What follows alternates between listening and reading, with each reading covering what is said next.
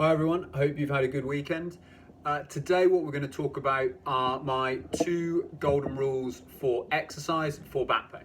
Okay, so when we're talking about exercise for back pain, you can do absolutely anything. So the research is really clear on that. Okay, you don't need to do any kind of special yoga or Pilates or core strengthening or anything like that.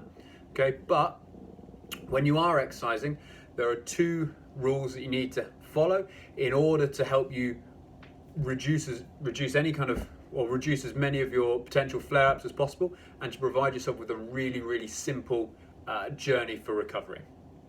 Now, very often we see patients who they've really gone in on trying specific exercise, so the yoga, the Pilates, the core strength, all that kind of stuff.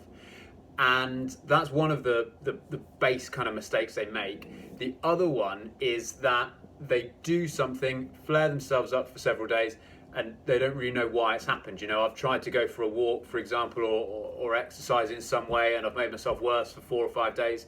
You try again, and the same thing happens again. Okay, and very often people think that they've had a flare-up because either that there's something wrong with them, so they need to go have an X-ray, an MRI, or some blood test, or some other, there must be something going on inside the body, or it's because they think that exercise just doesn't work for them. When in actual fact, they have a great tool in the form of exercise, okay?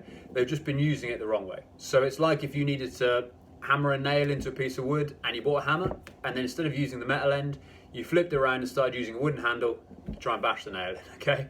It's the right tool for the job, and it's used in the wrong way, and because of that, you're probably not going to get the outcome you want. All right, so my 2 golden rules for exercise are these. Number 1, do not aggravate your back pain. And number 2, progress your exercise over time. All right, so I'll go through those and explain those now. So number 1 is don't aggravate your back pain. Now, the reason for this is pretty simple. This brings us back to the circle of function, which we talked about 3-ish weeks ago, something like that. You need to stop yourself from working outside your circle of function, because what that does is that makes the circle decrease in size and your body becomes more sensitive.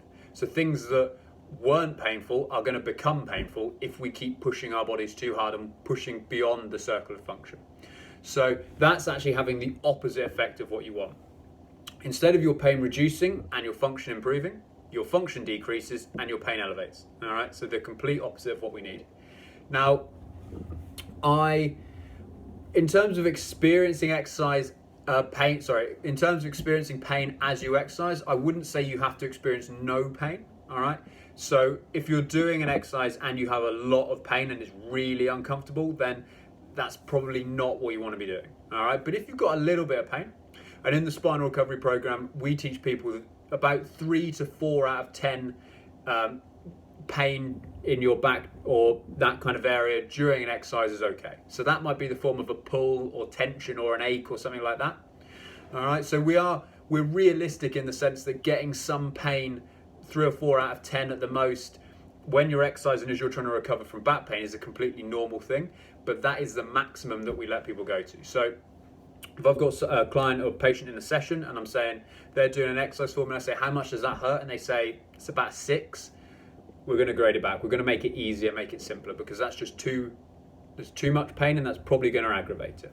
All right. So what I want is just 3 to 4 out of 10 pain, and for it to not persist or elevate after we finished.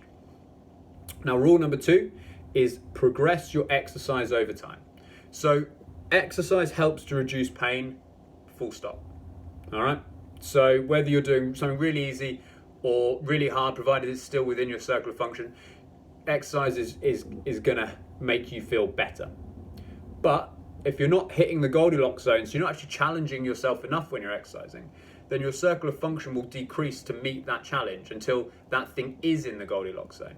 And then your overall capacity for day-to-day life has reduced.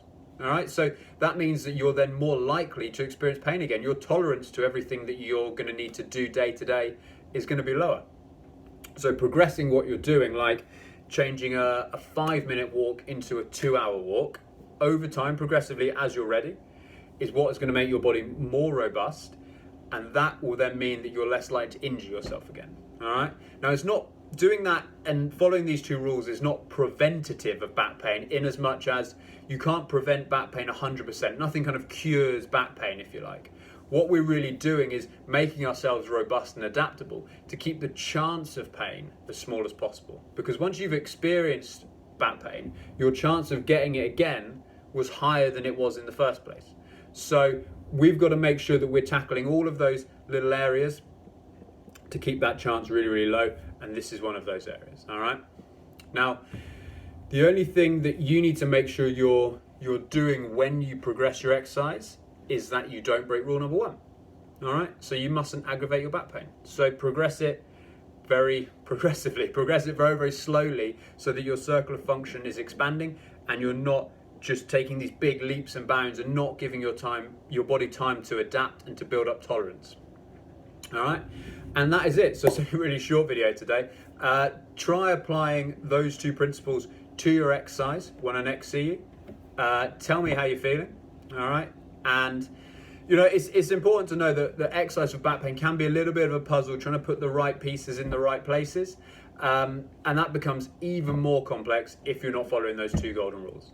So I hope you guys found that useful. Follow my 2 rules and I will catch up with you next time.